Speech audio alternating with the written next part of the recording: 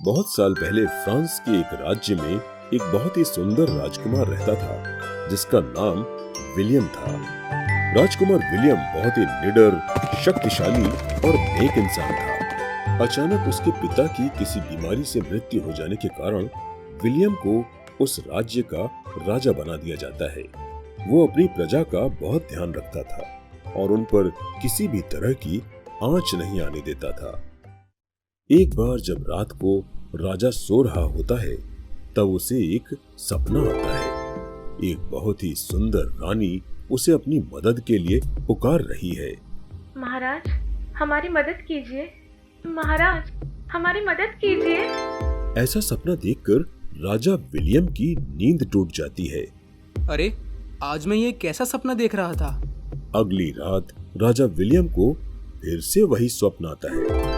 वही सुंदर रानी उसे अपनी मदद के लिए पुकार रही होती है।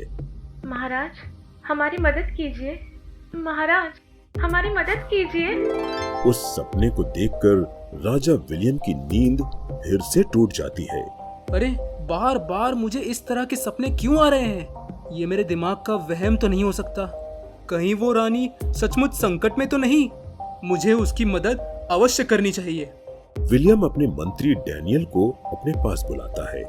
डैनियल, आजकल जब मैं सोता हूँ तो मुझे एक सपना आता है जिसमें एक रानी अपनी मदद के लिए मुझे पुकारती रहती है। मुझे लगता है वो रानी अवश्य किसी संकट में है और मुझे उसकी सहायता करनी चाहिए। महाराज, आप ये क्या बोल रहे हैं? मुझे तो लगता है कि ये सब आपके दिमाग का कोई वहम है।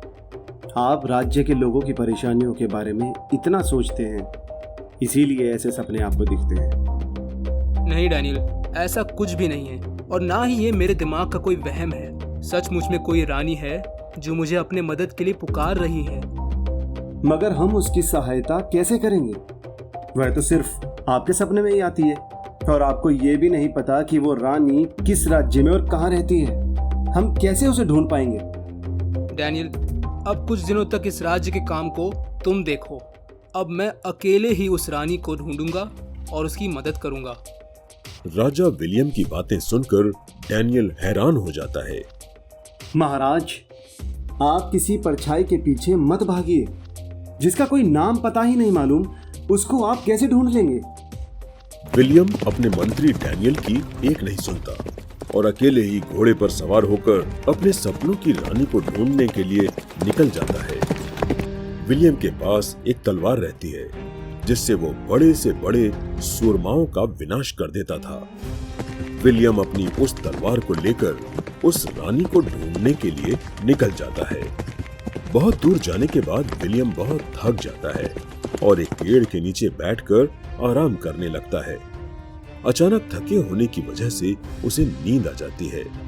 तब विलियम के सपने में फिर से वही रानी आती है। महाराज, आप सही दिशा में आगे बढ़ रहे हैं, मगर ध्यान रहे, आपको रास्ते में बहुत सारी कठिनाइयों का सामना करना पड़ेगा।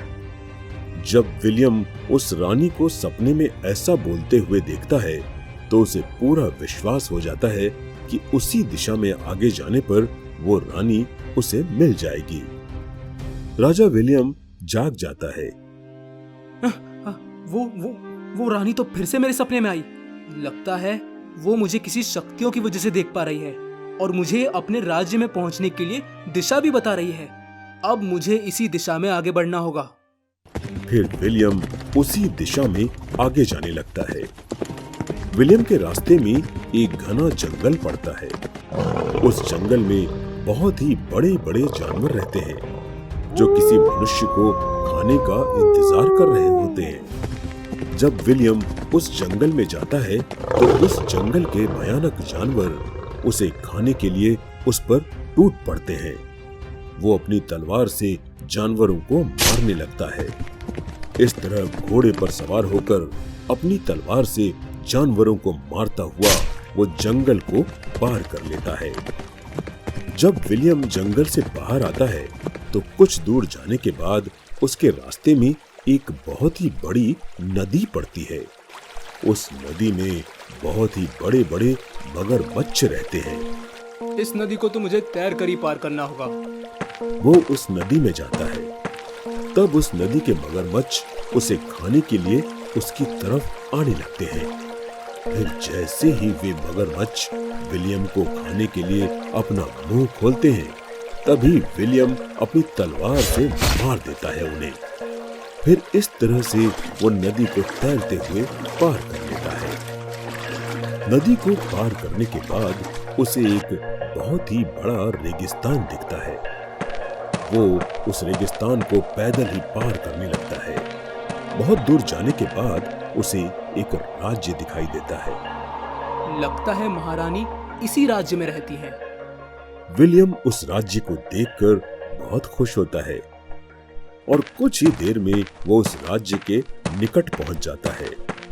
फिर जैसे ही विलियम उस राज्य में प्रवेश करता है, वो देखता है कि एक बड़ा सा राक्षस आग उगलते हुए उस राज्य के लोगों पर अत्याचार कर रहा होता है। जब विलियम ये देखता है तो वो बहुत ही आश्चर्य में पड़ जाता है। ये राक्षस तो बहुत ही निर्दयी है। लगता है इस राज्य की रानी मुझे इसको मारने के लिए बार बार मदद के लिए पुकारती थी। अगर ये नहीं मारा गया तो इस राज्य के लोगों को इसी तरह सताता रहेगा। मुझे इसे मारना ही होगा। विलियम उस राक्षस की तरफ बढ़ने लगता है। उस राक्षस का नाम लूका होता है और वो बहुत ही शक्तिशाली और बलवान होता है। अरे तुम कौन हो? क्या तुम्हें मेरे बारे में नहीं पता? लोग तो मुझसे डर कर भाग जाते हैं, मगर तुम आज अपनी मौत को न्योता देने मेरे पास क्यों आ गए? इस तरह का निडर व्यक्ति मैंने पहली बार देखा है। क्या तुम्हें अपनी जान प्यारी नहीं है? मैं तुम्हें इस राज्य में इस तरह से लोगों पर जुल्म करता नहीं देख सकता।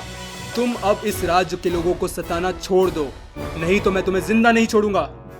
तुम मुझे क्या मारोगे? मैं तुम्हें एक मच्छर की तरह मसल दूंगा। राक्षस लूका राजकुमार को खाने के लिए उसकी तरफ बढ़ता है। फिर जैसे ही वो राजकुमार उसके पास आता है, वो अपनी तलवार चलाता है। राक्षस लूका माया से जमीन में धंस जाता है। राजकुमार बहुत आश्चर्य में पड़ जाता है। राक्षस फिर बाहर निकलता है और राजकुमार फिर वार करता है। इस बार भी राक्षस जमीन में धंस जाता है। राजकुमार, जहाँ राक्षस जमीन में धंसा है वही तलवार से 3 बार वार करो। राजकुमार अपनी तलवार से उसी जगह 3 बार वार करता है। राक्षस वहीं ऊपर आ जाता है। राजकुमार विलियम राक्षस उस राज्य के लोग अपने अपने घरों से बाहर निकलकर विलियम को आश्चर्यचकित होकर देखने लगते हैं। राज्य की रानी हेजल भी सामने आ जाती है। जब वो राजकुमार विलियम को देखती है तो वो बहुत खुश हो जाती है। जब विलियम रानी हेजल को देखता है तो वो उनकी सुंदरता को देखता ही रह जाता है। महाराज, आज आपने इस राक्षस को मारकर इस राज्य के लोगों पर और मुझ पर बहुत बड़ा एहसान किया है। आपका ये एहसान मैं कभी नहीं भूलूंगी। इसमें एहसान की क्या बात है? किसी की मदद करना तो हमारा कर्तव्य है। आपने मुझे ही अपने मदद के लिए क्यों बुलाया और आप मेरे सपने में कैसे आ जाती थीं? महाराज, ये सब मुझे अपनी जादुई शक्तियों की वजह से ज्ञात हुआ। मुझे एक निडर व्यक्ति की तलाश थी जो इस दुनिया में किसी से भी ना डरता हो और वही व्यक्ति इस लूका को मार सकता था। इसलिए मैंने अपनी जादुई शक्तियों से आपको तलाश लिया। मैं आपसे मदद मांगने के लिए आपके सपनों में आने लगी। आप तो मेरे सपनों की रानी हैं। मैं अपने सपनों की रानी की मदद करने कैसे नहीं आता? रानी हेजल, जब मैंने आपको अपने सपने में देखा तभी उसी वक्त मुझे आपसे प्यार हो गया। क्या आप मुझसे शादी करना चाहेंगी?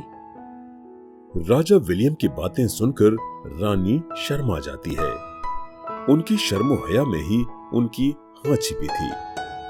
रानी हेजल को भी राजा विलियम बहुत पसंद आते हैं। कुछ दिनों के बाद उन दोनों की धूमधाम से शादी हो जाती है और फिर वे एक दूसरे के साथ खुशी खुशी रहने लगते हैं।